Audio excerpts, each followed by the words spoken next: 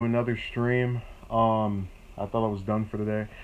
So I'm aware that we all have a tendency to not really pay attention to elections that aren't the presidential ones that come up every 4 years. How you doing, Mr. Fresh? And as a result of that, I know most of us haven't paid attention to the Alabama Senate race, which is currently being waged between the Republican and the Democrat. The Republican candidate, Roy Moore, is a fairly interesting figure, and I'll just put it out squarely.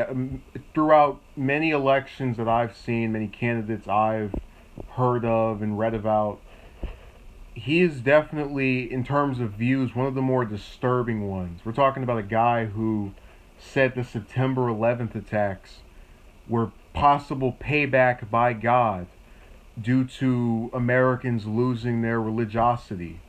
That Sandy Hook and all the other suffering in the U.S. occurred as a result of our legalizing of sodomy and abortion, which, is another view he espoused. And there was also the belief that, on his part, that homosexuality should be illegal.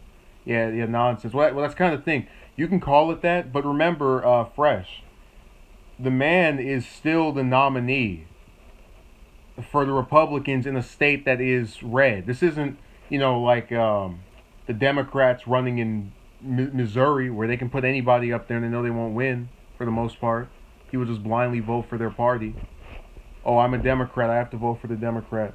That's what the logic that is spinned. Now, I'm bringing him up because it was earlier today that a story. Yeah, he's the Republican nominee. I don't know what you're saying really about. You can clarify. I'm not trying to insult you. I just don't know. So today there was a story posted by the Washington Post, and I'm going to read it, and I'm going to give some commentary on it. Lake Korfman says she was 14 years old when an older man approached her outside a courtroom in Etowah County, Alabama. He is the nominee. She was sitting on a wooden bench with her mother, they both recall, when the man introduced himself as Roy Moore. It was early 1979, and Moore, now the Republican nominee in Alabama for a U.S. Senate seat, was a 32-year-old assistant district attorney. He struck up a conversation, Korfman and her mother say, and offered to watch the girl while her mother went inside for a child custody hearing.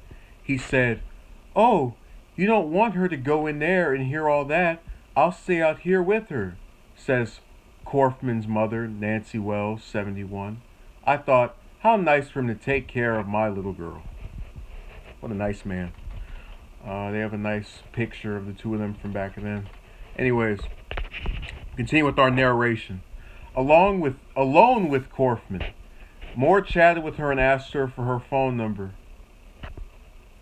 Oops, I'm going to repeat again. Along with Korfman, Moore chatted with her and asked for her phone number, she says. Days later, she says, he picked her up around the corner from her house in Gadsden, drove her about 30 minutes to his house in the woods, told her how pretty she was, and kissed her. 14-year-old girl, mind you. On a second visit, she says, he took off her shirt and pants and removed his clothes. He touched her over her bra and underpants, she says, and guided her hand to touch him over his underwear. I wanted it over with. I want it out. She remembers thinking, please, just get this over with. Whatever this is, just get it over with. Korfman says she asked Moore to take her home, and he did. Two of Korfman's childhood friends say she told them at the time that she was seeing an older man, and one says Korfman identified the man as Moore. Wells says her daughter told her about the encounter more than a decade later, as Moore was becoming more prominent as a local judge. Aside from Korfman, three other women interviewed by the Washington Post. Oh no, how long is this article?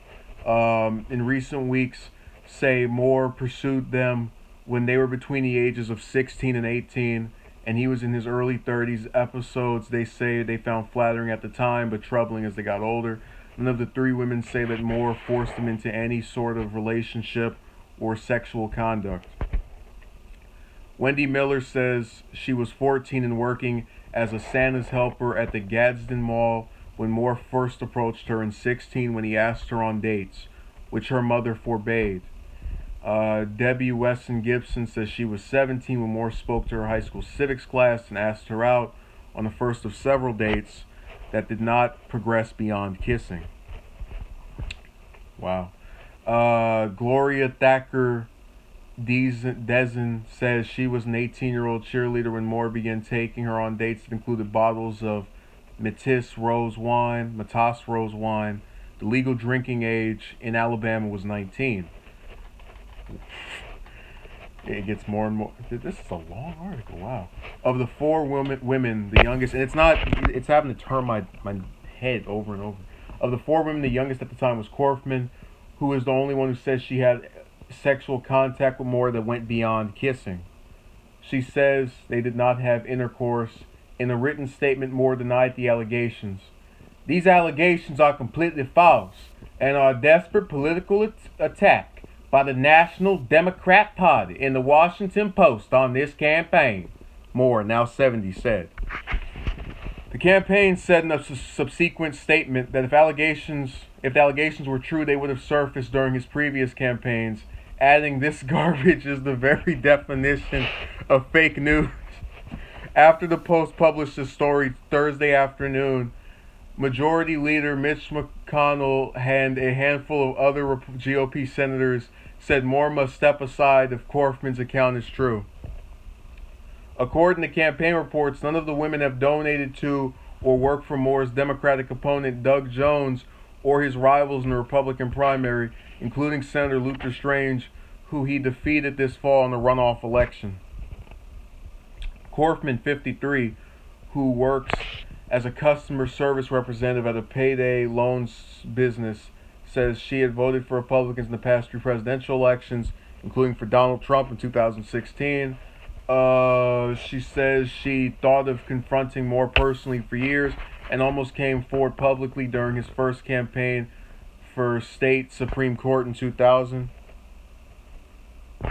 Wait to fresh. Go to my actual profile and you'll see it. And how are you doing, Beach? Or would you like to call me? Would you want me to call you C-Lab? You can clarify. But decided against it. Her two children were still in school then, and she worried about how it would affect them. She also was concerned that her background, 3 divorces, and a messy financial history might undermine her credibility. There is no one here that doesn't know that I am not an angel.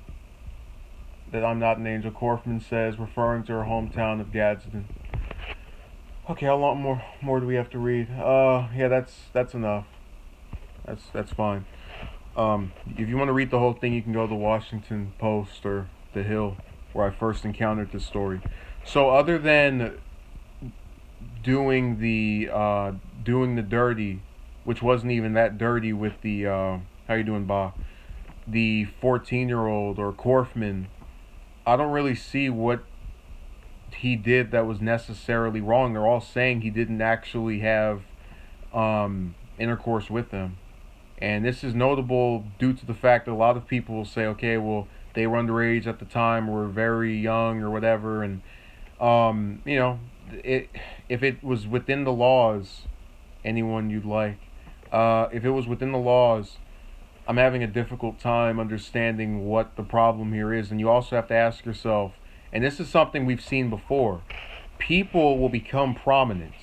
And I don't mean prominent as in, oh, you know who this person from down the street is. I'm talking statewide, local, and then when they're on the verge of either becoming nationally famous, there is this tendency to create drama. One example of that would be the allegations made against Herman Cain during the 2012 Republican primary. Women came forward against him. Now, after he dropped out, I can't recall or have found any articles in which they stated proceedings into these claims. What are we talking about? It's in the title, Ba. There is a guy running for senator from Alabama who is being accused of having relationships with young girls ranging between the ages of 14 to 18, making advances toward them. A guy who was with the fort. Yeah. Well, apparently they didn't enter an actual relationship. He just. I'm not justifying it or trying to make it seem small, but what is stated in this article is that it was some kind of attempt at an encounter that she went along with, and that obviously, if that's true, that then bye his Senate bid. But if it's not, then I'm gonna have a difficult time understanding it. And again, the biggest break to their credence every time this happens is where that person stands. Now, I don't know if it's just the stuff with the older Bush that still has me kind of with a bad taste in my mouth for accusations. But you have to ask yourself, as she said in that article, he ran for office before this in Alabama, and it didn't occur to her to try and disrupt that bid and him getting more and more recognition until now he's on the verge of national notoriety. And it is crazy, but I agree. So I don't know. I'm leaning more toward, and I hate doing this because as I stated at the start of this video, his views are the complete opposite of mine. I think I just found my what do you call it, my yin and yang. That's what we are. Let me repeat his views. He believes that the September 11th attacks were retribution against the U.S. by God for us not being as religious as we were in the past. Thinks homosexuality should be banned. Thinks Muslims shouldn't be able to serve in Congress. I think he called it a fake religion too. I think I might be able to actually pull that up. We said we legitimize abortion and sodomy, which is why we had Sandy Hook. You know, these are things that I am not in favor of and are very much opposed. I don't think anyone who says that kind of stuff and actually believes that should be in the Senate. So I would, definitely not be anywhere near one of his supporters or advocates for him still being in this race. But if he's going to be out of this race, it has to be over something that actually happened. It's hard for me to believe it happened if the people who are saying it happened decided to just let decades pass and not do anything about it. For all they know, he could have been doing this to other young girls that are 14. Well, I hate to tell you, but you have an Alabama Senate candidate who thinks your religion is fake, which is him. So, it's this story came out of nowhere. I knew, and I don't like doing this thing of, well, since I'm not a fan of the person, any negative thing someone says about them must be true.